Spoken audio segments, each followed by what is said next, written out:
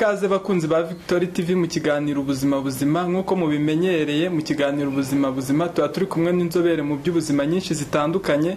Nge bakibateguriye nkaba ngiye kukibagezaho, nitwa Imanishimwe René Sadiki. Nkaba ndi kumwe n'abatumirwa, umutumirwa wavuye muri SFH n'uwavuye muri RBC. Twabaha ikaze mu iki kiganiro. Reka duhere ku mutumirwa wavuye muri SFH asuhuze abadukurikiye kuri Victory TV. Murakoze munyamakuru, nitwa Aime Naganze, nkora muri Society Family for Health. Ni ONG local ikora mu by'ubuzima. Twaba twishimye ko mwadutumiye muri iki kiganiro. Murakoze cyane. Namwe mwakibwira abadukurikiye kuri Victory TV. Murakoze cyane ku butumire. Nitwa Dusingize Clemence, nkaba naje nturuka muri RBC cyangwa se ikigo cy'igihugu cy'ubuzima mwishami rishinzwe kurwanya malaria. Murakoze cyane. Nkuko mubyumvishe, abatumirwa bacu tugiye kurebera hamwe indwara ya malaria, babasobanurira uburyo mwayirinda n'ibimenyetso, mubashe gusobanukirwa n'uburyo mwabungabunga ubuzima bwanyu mwirinda malaria. Duhereye ku waturutse muri RBC, dushaka kumubaza mbese malaria ni iki, kugira ngo badukurikiye kuri Victory TV basobanukiwe malaria icyo ari cyo. Mu by'ukuri malaria ni indwara yibasira abantu benshi, nta n'uwo ishobora gusiga inyuma. Ni indwara rero ikwirakwizwa n'umubu w'ingore wo mu bwoko bwa Anopheles.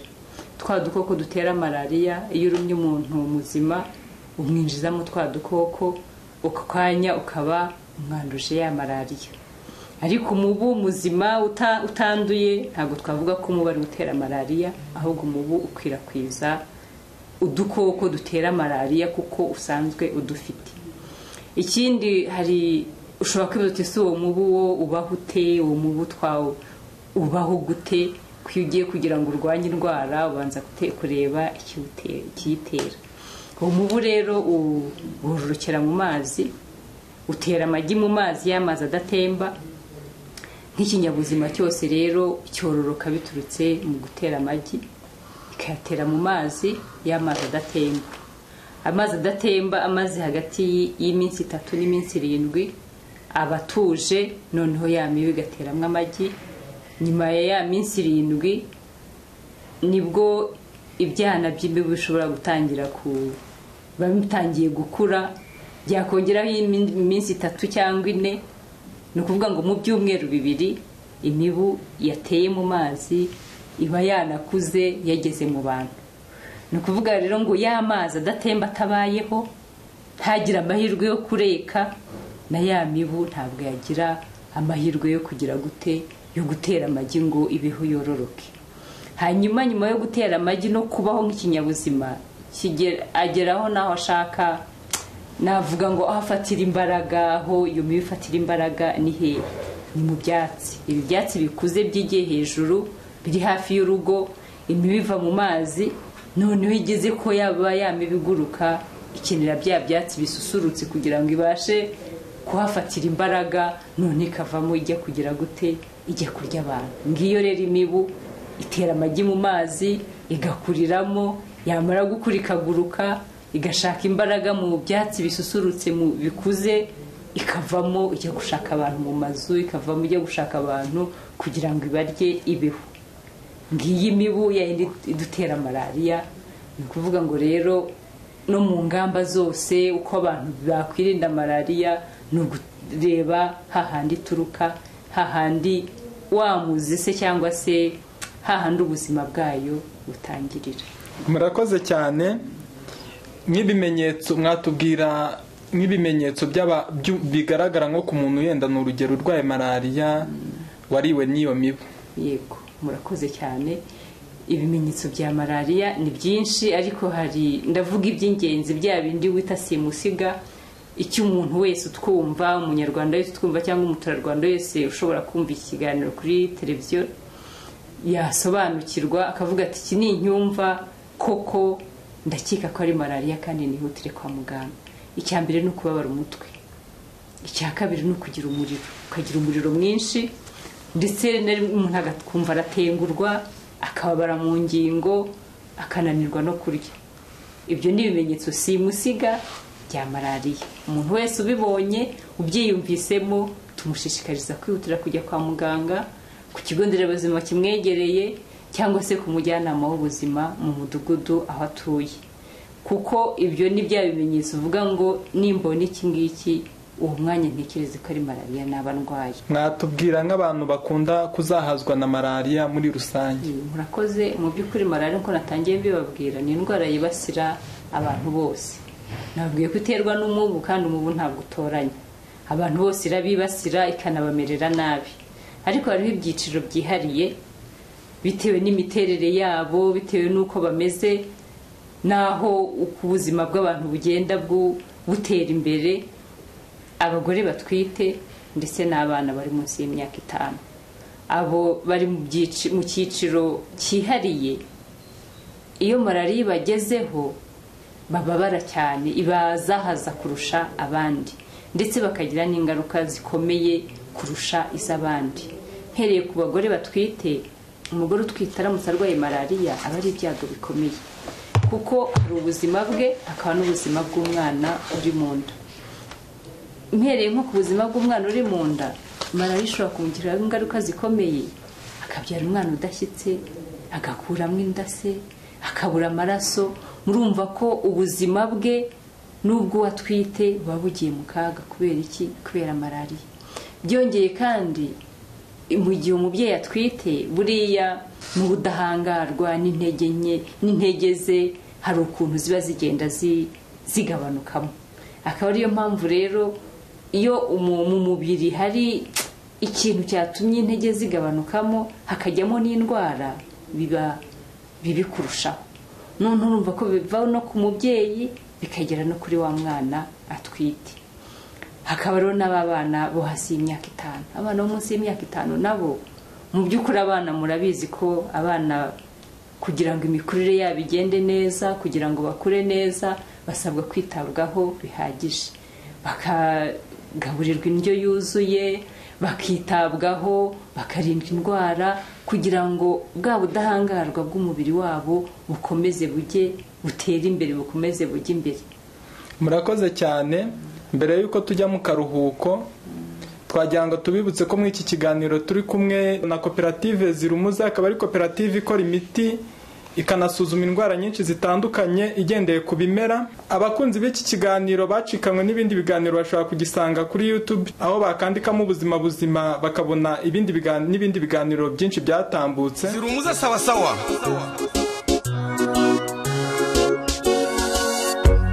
Ibimera mubona by'umwimerere, ibingibi mubona Imana yaremye, turabitunganya ngo bivura abantu, niyo mpamvu bakira bagashima Imana.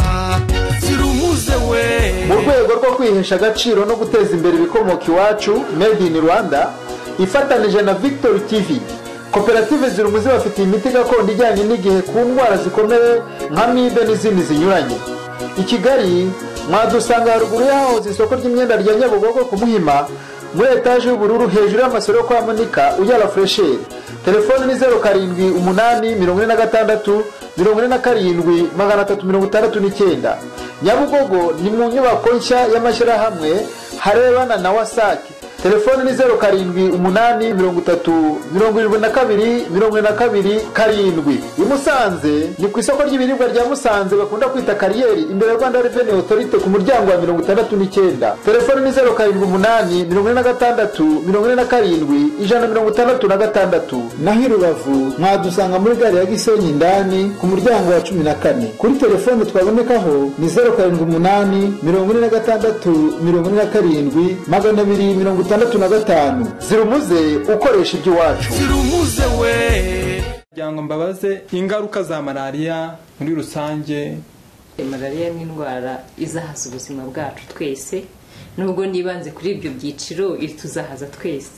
Ni ukuvuga ngo umuntu wese waba yarayirwaye, umuntu wese utwumva kuri televiziyo waba yarwaye malariya, byanze bikunze hari ingaruka yamusizeho azi, niyo twagira n'umwanya wo kuganira nawe yatubwira.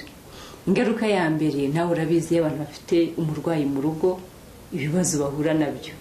Hari ubushobozi mu mafaranga, gutakaza amafaranga yo kujya kwivuza, hari ubushobozi cyangwa se mu buzima mu mikorere y'umuntu kudashobora kwikorera, kuko nakubwiye ko uhinda umuriro ukababara mu ngingo hose ukananirwa kurya, murumva ko n'umurimo uba utagikozwe.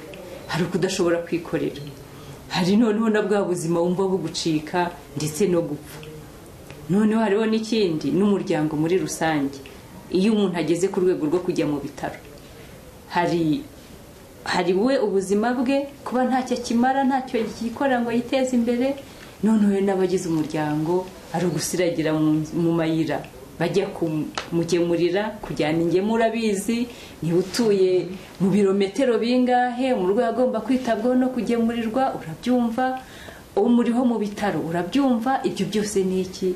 Ibyo byose ni igihombo, ibyo byose ni ugutakaza cyangwa se n'izangaruka kuko zigira ku buzima, ku bantu, ku buzima bw'uyirwaye no ku buzima bw'abagize umuryango. Aho ni ku buzima bw'abantu, ariko no ku gihugu. Abana b'igihugu iyo badakora, murumva ko n'umusaruro w'igihugu utagira gute, utatera imbere. Noneho tujye no ku miti. Iyo abantu barwaye ari benshi, ya mikoro y'imiti, kugura imiti myinshi, kugura amateste cyangwa se ibikoresho bijyanye no gupima byinshi, murumva ko ni cya gihombo abantu bagira gute baganamo, haba ku buzima bw'abantu, haba ku iterambere mu bukungu, haba no ku buzima bw'igihugu muri rusange. Mu by'ukuri indwara niba yibasiye abantu benshi, bakayirwara ari benshi, ikabasubiza inyuma mu buryo ubu n'ubu, murumva ko izo ngaruka twese duhura nazo, waba warwaye, waba wanarwaje, ndetse n'igihugu muri rusange. Tubibutse bimwe tumaze kurebera hamwe malariya icyo ari cyo, icyitera, uburyo umuntu yayirinda, n'ibimenyetso bigaragaza umuntu urwaye malariya. Noneho bagiye kudusobanurira ingamba muri make zafatwa mu kwirinda malariya. Murakoze cyane. Ubundi baravuga ngo kwirinda biruta kwivuza. Kwirinda nicyo cya mbere, ndahera ku ngamba zo kwirinda, ariko no kwivuza nazo ziragerwaho. Ingamba ya mbere ni gukomeza gushaka ubwirinzi buhamye kugira ngo abantu babashe kwirinda. Ingamba ya mbere ni ubwirinzi bukoresheje inzitiramubu. Leta y'u Rwanda ikora ibishoboka kugira ngo abaturage bagirweho n'inzitiramubu, ku buryo noneho wa mubu tuvuga ubatera malariya nibazikoresha neza babashe kwirinda. Ingamba ya kabiri ni ugufatanya n'abafatanyabikorwa bose bafite igisubizo cyangwa se bafite icyo bashobora gukora ku bijyanye na malariya, kugira ngo imbaraga zikorane, kugira ngo turebe ko iyi malariya twayitsinsura se cyangwa se twanayihashya burundu. Mu bafatanyabikorwa dufite rero hari umuryango SFH cyangwa se ni umuryango cyangwa ONG local yitwa SFH ONG Nyarwanda. Ni umufatanyabikorwa ukomeye mu bijyanye n'ubukangurambaga, mu bijyanye no kurwanya no gukumira indwara ya malariya. Ikindi ni ugufatanya n'abajyanama b'ubuzima mu bukangurambaga ndetse no mu buvuzi bwa malariya, kugira ngo malariya ivurwe bihereye hehe? Ku mudugudu. Umukangurambaga koko umujyanama w'ubuzima abagira inama duhereye ku mudugudu, ariko n'urwaye agira ubushobozi bwo kumuvura. Ingamba ya gatatu, hari uturere usanga twibasiwe na malariya bikabije, tukabonerwa umuti uterwa mu mazu wica imibu, kugira ngo ya mibu iyo yari iri mu mazu ipfe, ariko bongereho n'inzitiramubu. Hanyuma hari no gufatanya tugenda tunafatanya n'abikorera ku giti cyabo. Hari abikorera bagiye bagerageza kubona ibisubizo ku bijyanye n'indwara ya malariya. Hari imiti bagenda bakora, hari ikigo cyitwa Agropay, turiho turabegera kugira ngo tubashe gukorana. Hari imiti myinshi bagenda bakora kugira ngo turebe ko tuzafatanya kugira ngo ikomeze ifashe abantu. Hanyuma nigeze kubabwira icyiciro cy'abazahazwa na malariya kurusha abandi, b'abana bari munsi y'imyaka 5 ndetse n'abagore batwite. Abana bari munsi y'imyaka 5 ni icyiciro cyitabwaho mu buryo bwihariye, bagahabwa inzitiramubu. Ku mwana wese ugize amezi 9 igihe aje gukingirwa rwa rukingo rw'iseru, ahabwa inzitiramubu akayitahana. Umubyeyi utwite inda ya mbere igihe cyose aje kwipimisha inda kwa muganga, ahabwa inzitiramubu ye nabwo akayitahana. izo ni ingamba zo kugira ngo dukomeze dufatanye kugira ngo turebe ko iyi malariya twayicogoza, ari ugutanga izo nzitiramubu muri ibyo byiciro, ari noneho no kubona nahereye mu kwirinda ariko no kwivuza birimo, kubona imiti ifite ubushobozi. Ibyo byose no kugira ngo koko malariya duhangane nayo, tukaza ingamba zo kwivura kandi ubuvuzi bwayo bugere kure, buhere hasi ku mudugudu. Ngarutse rero mu bijyanye no kwirinda no gufatanya n'abafatanyabikorwa, ngira ngo niyo mpamvu uyu munsi turi kumwe n'umufatanyabikorwa SFH.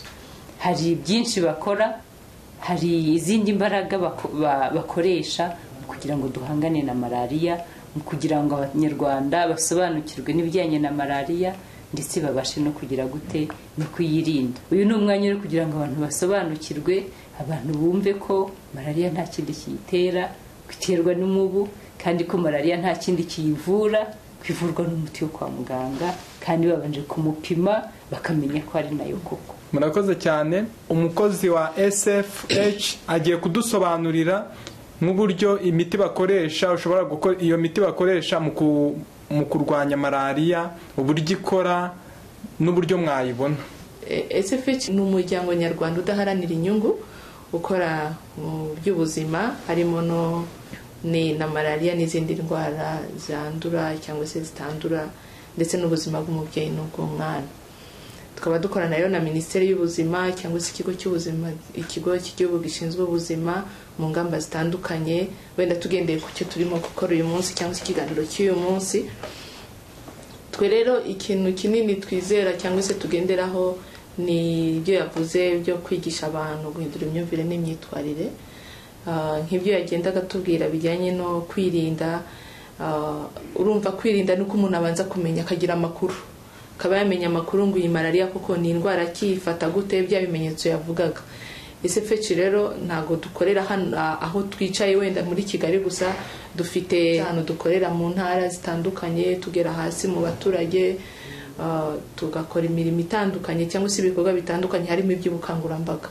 Muri ubwo bukangurambaga bukorwa harimo, dufite amahuriro y'abantu twita ngo ni aba community based organization, mbese n'abantu bishyira hamwe b'abakangurambaga. Abo bantu bakaba barimo abajyanama b'ubuzima.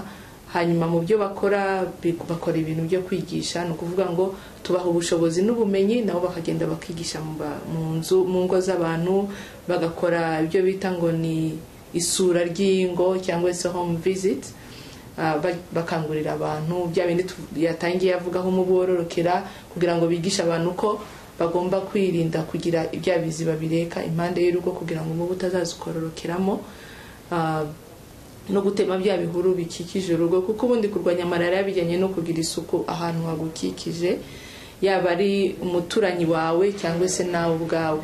Ikindi mu byo dukorera nanone muri community cyangwa se hasi mu giturage, nuko habaho igihe cyo kugenda hari ku mugoroba abaturage barangije imirimo yabo, noneho tugashyiraho ikintu kimeze nk'udufilme, bakaza bagakurikira tujyanye no kurwanya malariya, ingamba zo kurwanya malariya.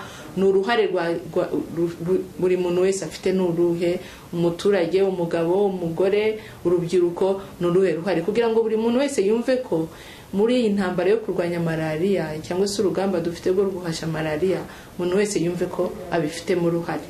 Iyo rero abaturage bateraniye ahantu hamwe bakareba utwo dufilme dutoya, bagera igihe noneho cyo kuganira, bakagira icyo baganiraho, noneho buri muntu wese niba hari n'amakuru atari afite neza akabasha kuyabona. Aho nta hantu tuba twizera ko rimwe na rimwe batabona na televiziyo ngo babe bareba amakuru arebera kuri televiziyo, cyangwa se badafite n'umwanya wo kubireba. Ikindi rero ni muri iyo miyoboro dukoresha nk'iyi ngiyi uyu munsi, abagukurikiye ikiganiro kuri televiziyo ya Victory bashobora kumva bakaboneraho amakuru, kuko umuntu kugira ngo ahashe ikintu nuko aba afite amakuru y'icyo kintu. Hanyuma ikindi nk'uko yabivuze mureba ahangaha, uburyo bwo kwirinda nanone hari imiti dukoresha duha abaturage. Ubundi urabizi ko hari ziriya bita ngo na insecticide yo gupuriza, kenshi ugasanga bifite igiciro cyo hejuru cyangwa hari aho bitagera. Ubundi buryo abantu birinda wa mubu nuko hari ibyo bakoresha ya miti bacomekayo ku muriro, hari aho bataba bafite nayo mashanyarazi. Rero ni imwe mu zindi ngamba ziba zarakozwe kugira ngo na wa muntu ufite amafaranga makeya abashe gukora iki, abashe kubona uyu muti ushobora kumurinda ya mibu imutera malariya. Ibi rero tubikora ariko biherekeza kwigisha. Ni ukuvuga ngo tubwira umuntu banza kwirinda malariya mu bundi buryo, bya bindi twavuze, ingamba zo kwirinda ibidendezi by'amazi cyangwa se ibihuru, kuryama mu nzitiramibu ikoranye umuti buri gihe, ukamenya ngo umuryango wawe dufite inzitiramibu, cyane cyane ko Clemence yavuze ko rwose leta ikora ibishobotse byose kugira ngo buri rugo rubone inzitiramibu kandi mu buryo bworoheye. Noneho hari n'abazihabwa benshi ku buntu. Biba na byiza iyo umuntu yumva ko atakomeje kubona ibintu mu ruhare rwiwe, harimo no kuba yagura, ntabwo ari ibintu bifite amafaranga menshi. Ni ukuvuga ngo nk'uyu muti dukoresha ni akantu kameze nk'amavuta, kagura amafaranga 750. Aka ngaka kenshi tukaba dusaba nk'iyi miti cyane cyane nk'umuntu nijoro, kubera ko twumva ko umuntu agomba gukinga imiryango kare n'amadirishya kugira ngo imibu itamwinjirana. Ariko hari igihe baba bicaye nko hanze, hari igihe baba batararyama, kubera ko tubasaba abantu bumva ko bagomba kuryama mu nzitiramibu ikoranye umuti. Noneho aka rero nako iyo wicaye gafite imbaraga zo kwirukana umubu, ntabwo kica umubu, ni amavuta wisiga, ntacyo akora ku ruhu, ngira nk'uko abantu babibona, ni amavuta meza ariko afite imbaraga zo kwirukana umubu. Noneho ukaba yayasiga ahantu hose atambaye, nk'aha ku maboko, niba yambaye ikintu cy'amaboko agera ahangaha akaba yasiga ahangaha, cyangwa niba yambaye agasiga, mbega ahantu hose wemerewe no kuyasiga no mu maso, ariko ntugeze impande y'amaso.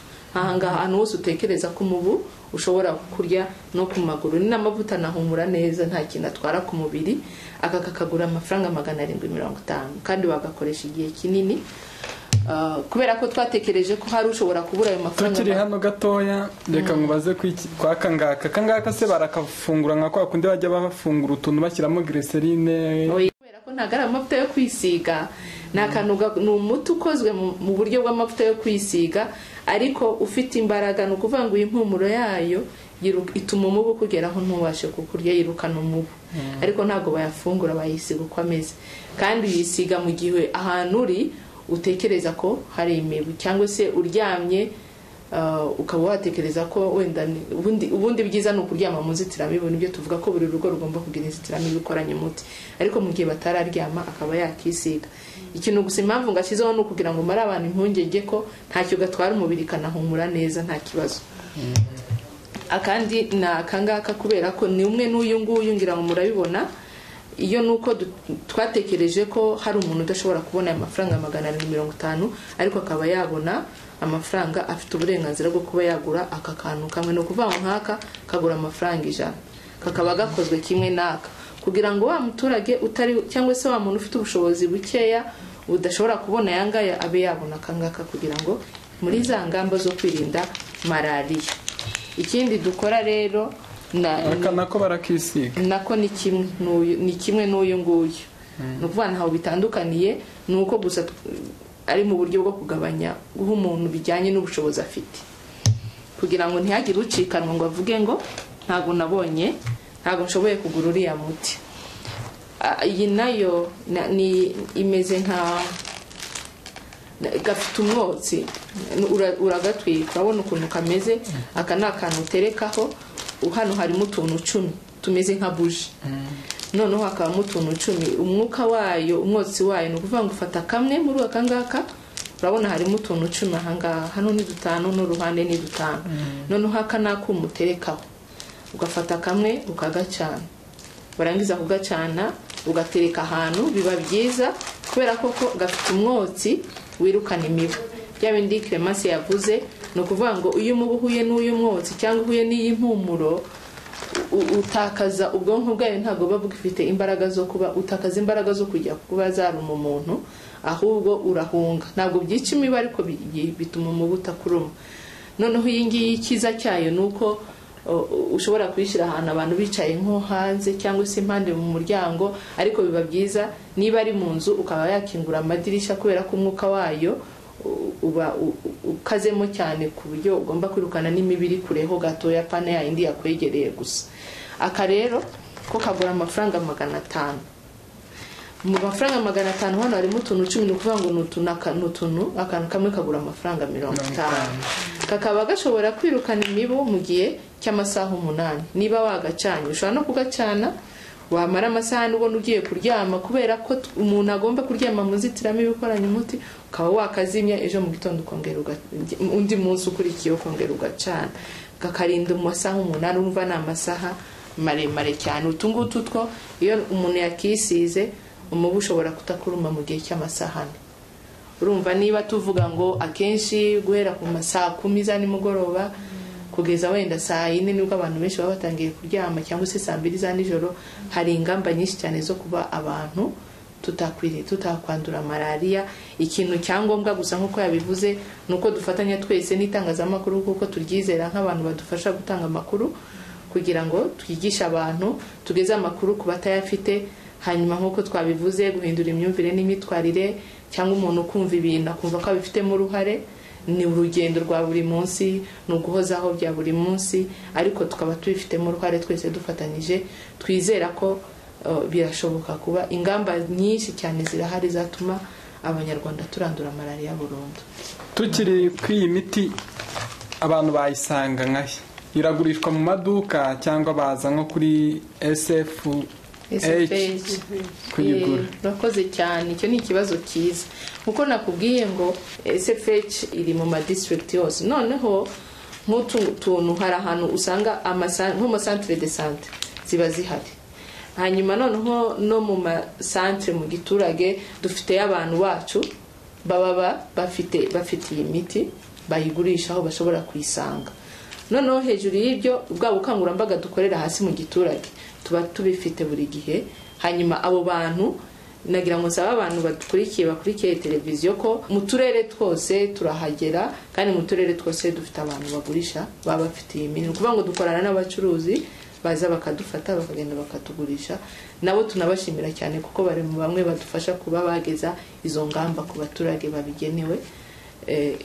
Ubundi rero abo bantu bacu izo biro zose dufite SFH iri Huye, SFH iri za Karongi nayo hose. Mu turere twose ntaho tutari, mu burasirazuba, iburengerazuba hose turahari, no muri Kigali turahari.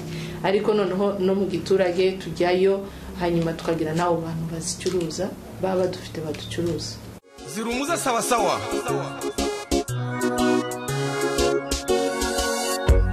Ibimera mubona by'umwimerere, ibingibi mubona Imana yaremye, turabitunganya ngo bivura abantu, niyo mpamvu bakira bagashima Imana. Zirumuze we. Mu rwego rwo kwihesha agaciro no guteza imbere ibikomoka iwacu Made in Rwanda, ifatanije na Victory TV, koperative Zirumuze bafitiye imiti gakondo ijyanye n'igihe ku ndwara zikomeye nka mibe n'izindi zinyuranye. I Kigali mwadusanga haruguru y'ahoze isoko ry'imyenda rya Nyabugogo ku Muhima, muri etaje y'ubururu hejuru y'amasoro yo kwa Monika ujya Fresher. Telefone ni 0786467369. Nyabugogo ni mu nyubako nshya y'amashyirahamwe harebana na Wasake. Telefone ni 0788372247. I Musanze ni ku isoko ry'ibiribwa rya Musanze bakunda kwita Kariyeri, imbere ya Rwanda Revenue Authority ku muryango wa 69. Telefone ni 0788467166. Naho i Rubavu mwadusanga muri gare ya Gisenyi indani ku muryango wa 14. Kuri telefone twabonekaho ni 0788467265. Zirumuze ukoresha iby'iwacu. Zirumuze we. Nagira ngo mbabaze nk'ikibazo nka gutya, hari igihe bavuga ngo malaria yazamutse ahantu runaka, ahandi malaria yazamutse. Mbere yo kugana nko ku musozo mudusobanurire nk'uko biba byagenze. Mu by'ukuri ntabwo navuga ngo hari igihe bidahari, ariko hariho amezi agaragaza ubwiyongere bwinshi bwa malaria n'aya turimo. Ni kuvuga ngo nkuko nabwiye ko imibu ya malaria yorokera mu mazi, iyi imvura yaguye ari nyinshi, amazi abaretse hehe ahantu hose. y'amazi atuje iyo atangiye gukama na ya mibu yatewemo yose ibiriho igira gute ibiriho ikura none ikura ijya hehe ijya mu mazu ijya kurya abantu nk'ubu ngubu turi mu kwezi kwa gatandatu ubundi kuva mu kwa gatanu mu mpera z'ukwa gatanu ukazamuka ukageza mu kwa karindwi kwa munani malariya iriyongera wavuga utese igisubizo cyo kuvuga ngo kukiyongera ngira ngo umuntu wese yacyumva niba ari amazi ariho akamuka mu gihe cy'imvura nk'ubu ngubu murabibonye muri kino gihe yuko amazi yagiye areka ahantu hose imyuzure ikaba hirya no hino noneho tukaba turi mu mukamuko iki gihe cy'umukamuko rero na malariya iba nyinshi kubera bwa bwiyongere bw'imibu kubera ya mazi yaretse ahantu henshi hashoboka noneho n'imibu ikiyongera niko tuvuga ngo muri iki gihe cy'umukamuko malariya iriyongera kubera ko ya mibu nayo yagize amahirwe yo kwiyongera ari myinshi none ikagira n'amahirwe yo kubona bya bihuru y'imvura yaguye imeze ibyatsi bya bihuru niba bitakuweho ya mazi ntayoborwe murumva ko malariya igira gute yiyongera muri aya mezi akaba ariyo mpamvu rero muri uyu mwanya kugira ngo dushishikarize buri wese utwumva kumenya gusobanukirwa neza ibi bihe turimo anareba aho ari kugira ngo arwanye iyo mibu arwanye kugira ngo kuko ibi bihe by'izamuka bitamugiraho ingaruka ngo arwaye malariya cyangwa ayirwaze kandi hari ubutumwa yumvise ni ukuvuga ngo ya mazi yaretse hirya no hino umuntu wese utwumva akebuke mu rugo arebe inyuma y'inzu arebe haruguru y'inzu ya mazi ayayobore akureho cya kintu cyatuma ya mibu koko iguma aho ngaho ya mazi aretse ayayobore ibyatsi byaba byarameze ibihuru byaba byegereye urugo abikureho kugira ngo koko asenye ha hantu imibu ishobora kororokera ndetse no kwihisha n'amazina yagira mu nzu aryame hehe aryame muri ya nzitiramubu ni ukuvuga ngo ibi bihe buri wese agomba kubigiramo uruhare kugira ngo ya malariya itamugeraho ikindi gikurikiyeho uwumva arwaye wese yihuta ajye hehe ku kigo nderabuzima abantu rero bagerageze gukora ibishoboka kugira ngo koko malariya yirindwe kuko kwirinda malariya bimaze kugaragara yuko atari bya minisiteri y'ubuzima gusa atari iby'ikigo gishinzwe ubuzima gusa ahubwo ari ibya bose akaba ariyo mpamvu n'ahangaha tuhari mu bufatanye n'abafatanyabikorwa SFH n'abandi bose dufatanya n'abikorera bagiye kwinjira muri izi gahunda zo kurwanya malariya hanyuma duhuze imbaraga kugira ngo abantu bose bagire gute turebe ko twatera intambwe ariko ibyo byose tugomba kubikora tugendanye buri wese yumva uruhare rwe yaba umuturage yaba umubyeyi yaba buri wese yumve icyo akwiriye gukora kugira ngo ahangane na malariya ahashye malariya mu rugo iwe murakoze cyane namwe mwagira tugana ku musozi icyo mubwira abadukurikiye kuri Victory TV mu ngamba bafata nk'icyo mwakongeraho numva byiza nuko buri muntu wese icyo duhamagarira umuntu ni ukumva uruhare rwe ni ukumenya uruhare rwe mu kurwanya malariya yaba ari umugabo yaba ari umugore cyangwa se yaba ari n'abana hanyuma kandi tugatangira n'ababyeyi bakumva ko bafite uruhare rwo kwigisha abana hakiri kare buryo iyo umwana yigishijwe akiri mutoya akamenya ngo iyo nagiye hanze gukina nambaye utuntu tugaragaza umubiri wanjye imibi ishobora kundya nawe akumva ububi bwa malariya kuko cyane cyane mujya mubibona ngira ngo turabyumva kenshi hari igihe umwana umubyeyi amwohereza ku ishuri ataragira ibimenyetso bya bindi bikanganye cyane yagerayo akaza kurembera ku ishuri gusa naho hariho ingamba zituma hari abarimu bamwe numva ngira ngo